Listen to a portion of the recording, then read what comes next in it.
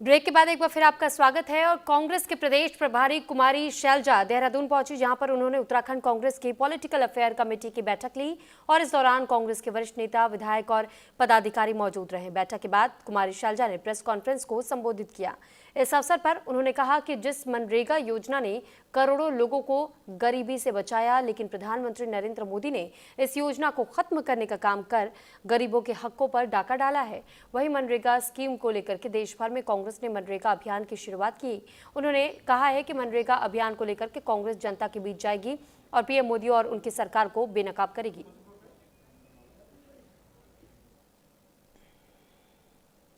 गरीब इंसान को, महिलाओं को गांव में 100 दिन का कार्य वो अपना नाम पंजीकृत करें और उन्हें सरकार की गारंटी है, केंद्र सरकार की गारंटी है कि उन्हें कार्य मिलेगा। इससे गांव में कार्य भी हुआ, एसेट्स बने और गरीबों को काम मिला, हाथ में काम मिला।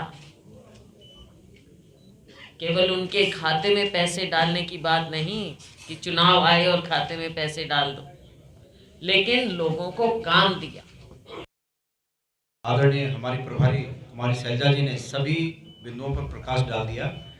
आज की बैठक में ये दो मुख्य बातें थी और पहली बात तो मनरेगा से संबंधित है कि किस प्रकार से ग्रामीण भारत की तस्वीर को उज्जवल बनाने के लिए अतीत में कांग्रेस की सरकार ने मनरेगा की जो योजना लाकर ग्रामीण भारत की उम्मीदों को पूरा किया और किस प्रकार से उन उम्मीदों पर आज मोदी सरकार तुषारपात कर रही है। 2027 विधानसभा चुनाव के नजदीक आते ही सभी राजनीतिक पार्टियां अपना कुनबा बढ़ाने में लगी हुई है। जहां कांग्रेस प्रदेश मुख्यालय में 30 रिटायर्ड कर्मचारियों ने कांग्रेस की सदस्यता ग्रहण की। पूर्व मुख्यमंत्री हरीश रावत, कांग्रेस प्रदेश अध्यक्ष गणेश गोदियाल और इस दौरान मौजूद रहे। वहीं इस अवसर पर गणेश गोदियाल ने यह कहा कि कांग्रेस पार्टी में रिटायर्ड कर्मचारियों का आना कांग्रेस को मजबूती देगा। साथ ही साथ ये भी कहा कि साथ ही अब आम जनता कांग्रेस को समर्थन भी दे रही है और खोल करके सामने आ रही है। केंद्र की सरकार और राज्य की सरकारों को अब सबक सिखाने का समय आ चुका है। वहीं रिटायर्ड कर्मचारियों का यह कहना है कि कांग्रेस ने देश पर कई सालों तक राज किया और कांग्रेस सत्ता में रहने वाली पार्टी है। अब हम सब कांग्रेस के किए गए कार्यों को जन जन तक पहुंचाने का काम करेंगे और आने वाले 2027 के विधानसभा चुनाव में कांग्रेस को सत्ता में लाने का काम करेंगे। कि मैं बताऊं, मेरे स्वयं के फादर उपाध्यक्ष रहे कांग्रेस के, वो क्या अब नहीं है इस दुनिया में, तो हम लोग शुरू से कांग्रेस से जुड़े हुए हैं। हमको पता है, मैं अभी रिटायर हुआ 40-42 साल की सेवा के बाद। मुझे पता है कांग्रेस ने क्या किया देश के लिए, कांग्रेस किस प्रकार देश को मजबूत कर सकती है। कांग्रेस के टाइम में कितना कुछ देश में जो है क्या कहते प्रगति हुई है। ये भी 11 साल में बैठे ने पूरे देश का नाश कर दिया भाजपा ने। सरकारी सेवा से निवृत्त हुए पूर्व अधिकारियों ने कांग्रेस पार्टी ज्वाइन की है, ये बड़ी खुशी की बात है।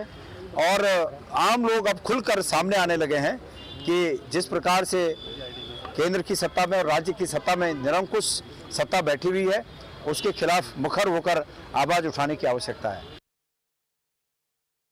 तो काशीपुर के कुंडेश्वरी में किसान इंटर कॉलेज के आंगन में जन जन की सरकार कार्यक्रम के तहत में एक शिविर का आयोजन किया गया, जिसमें कि भारी संख्या में स्थानीय लोग पहुंचे और लोगों ने अपनी समस्याएं एसडीएम के सामने रखी।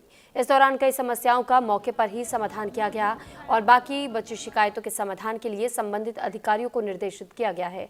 वहीं सामाजिक कार्यकर्ता होमो विश्वास ने मुख्यमंत्री और प्रशासन की इस पहल को क्षेत्र के लिए संजीवनी करार दिया है। बता दें कि एसडीएम के नेतृत्व में जिस मुस्तैदी से शिकायतों का मौके पर समाधान हुआ, उसने ये संदेश दे दिया है कि धामी राज्य में लापरवाही की कोई गुंजाइश नहीं है। ये संकल्प है एक समृद्ध उत्तराखंड का, जहां सरकार रिमोट कंट्रोल से नहीं बल्कि धरातल पर मौजूद रह करके जनता के सपनों को हकीकत में बदल रही है। जन जन की सरकार, जन जन के द्वार के तहत ये कुंडेश्वरी न्याय पंचायत स्तर पे किसान इंटर कॉलेज में आज कार्यक्रम रखा गया है। इस कार्यक्रम में विभिन्न विभागों के स्टॉल लगे हुए हैं। इसके अलावा जो ये कार्यक्रम है न्याय पंचायत स्तर पे हो रहा है। जो हमारा मेन उद्देश्य है कि न्याय पंचायत स्तर पे जो भी गवर्नमेंट की योजनाएं हैं उससे कोई लाभार्थी छूटे ना, या ऐसी कोई समस्या है जो लंबे समय से चली आ रही है उनका निस्तारण करना। इसके अलावा अगर कोई ऐसा व्यक्ति रह गया जिसके कोई प्रमाण पत्र नहीं बने हैं, जैसे कोई दिव्यांग है, ऐसे बहुत सारे लोग आ रहे हैं जिनका प्रमाण पत्र नहीं बना है, हम लोग यहाँ पे आज उनके दिव्यांग प्रमाण पत्र, जिनको जाति चाहिए अगर वो पात्र हैं तो उनके जाति प्रमाण पत्र या स्थायी प्रमाण पत्र, ये सारे प्रमाण पत्र भी आज जारी किए जा रहे हैं। यहाँ पे मतलब काफी सुविधाएं उपलब्ध हो रही हैं, जैसे बाल विकास खंड, कार्यालय और कृषि से संबंधित बहुत सारी, जैसे भी किसी भी टाइप की कोई भी समस्या है वो यहाँ पे वो सॉल्व की जा रही है। और मतलब हमें बहुत अच्छा लगा, मुख्यमंत्री द्वारा हमें इतनी सारी योजनाएं का लाभ मिला है। हम जिस योजना के लिए आए थे हमें उसका बहुत बहुत लाभ मिला और मैं धामी सरकार का शुक्रिया अदा करना चाहती हूँ। कैंप को पुष्कर सिंह धामी द्वारा लगाए गए इस कैंप से हमें बहुत ज्यादा लाभ हुआ है, मैं उनका बहुत ज्यादा धन्यवाद करना चाहती हूँ।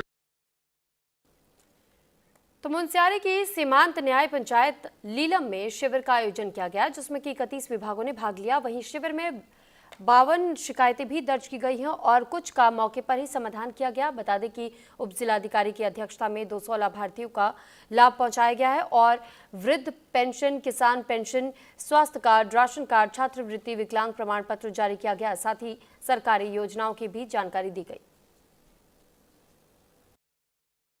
यहाँ ग्राम बुई में, जो कि लीलम न्याय पंचायत में आता है, यहाँ पे जन जन की सरकार कैंप का आयोजन किया गया। यहाँ पे पूरे जनपद के 21 विभाग उपस्थित रहे और यहाँ पे जनप्रतिनिधियों की उपस्थिति में इस कार्यक्रम का सफल आयोजन किया गया, जिसमें 52 शिकायतें प्राप्त हुई, जिनमें से अधिकांश का निस्तारण स्थल पर ही किया गया और लगभग 200 लाभार्थियों ने विभिन्न स्टॉलों के माध्यम से अलग अलग विभागों की सुविधाओं का लाभ उठाया।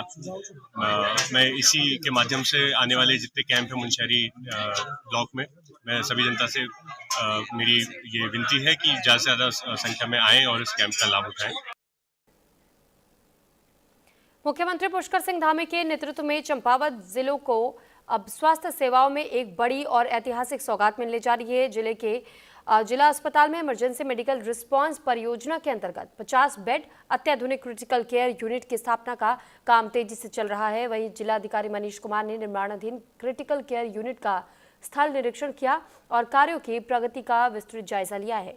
निरीक्षण के दौरान जिलाधिकारी ने प्रस्तावित isolation ward, ICU block, operation theatre, MRI room और एक्सरे रूम सहित यूनिट के कई निर्माणाधीन हिस्सों का गहन अवलोकन किया।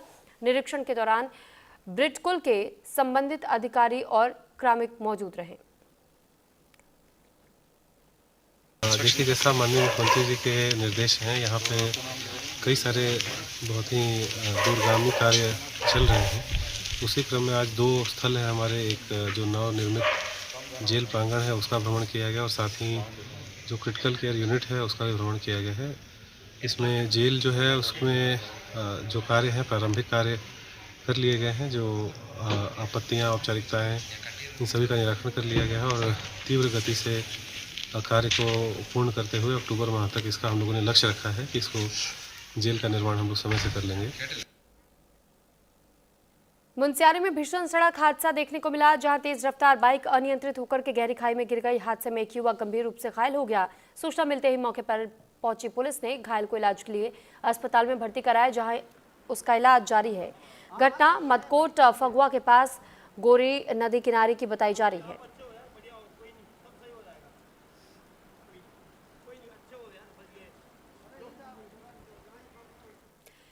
बागेश्वर जिले के छाती मनकोट गांव में गुलदार का आतंक जारी है, जहां पर जंगल में गुलदार ने एक महिला पर जानलेवा हमला कर दिया, जिससे कि महिला की मौके पर ही मौत हो गई। वहीं घटना से पूरे इलाके में दहशत फैल गई है। बता दें कि ग्रामीणों को महिला का शव जंगल से बरामद हुआ, जिसके बाद से ग्रामीणों ने वन विभाग को सूचना दी। सूचना मिलते ही मौके पर पहुंची वन विभाग टीम ने महिला के शव को लेकर के पोस्टमार्टम के लिए भेज दिया है और इलाके में गश्त तेज कर दिया है। पिंजरा लगाने का आश्वासन भी दिया गया। पूरा रेस्क्यू हमने करा है। हमारे ये ग्रामीण लोग हैं, इनका रेस्क्यू है, वो किसी वन विभाग का रेस्क्यू नहीं है, किसी को श्रेय देना नहीं है हमने, क्योंकि वो आए थे वहाँ पर, वन विभाग आया था, सिर्फ 3 फॉरेस्ट गार्ड आए थे। हम ये कह रहे हैं कि भाई फॉरेस्ट गार्ड सक्षम अधिकारी आप रोड तक ही आएंगे, सर पहाड़ों में चढ़िए ना, हमारी दशा देखिए, हम किस कठिनाई में जी रहे हैं। ये हम लोग जब रात में ग्रामीणों से बात करके, वहाँ लोगों से बात करके, जो सर्च ऑपरेशन में थे, उनका धन्यवाद करते हुए कि कल जब पीएम का रिपोर्ट आ जाएगा तो उसमें सब चीज़ क्लैरिफाई होगा, तो उसके बाद जो प्रक्रिया है वो आगे बढ़ेगी। आज सुबह में जैसे ये पीएम का प्रक्रिया स्टार्ट हुआ, मैं भी वहाँ गया हुआ था, डॉक्टर सिंह और लोग से बात करा।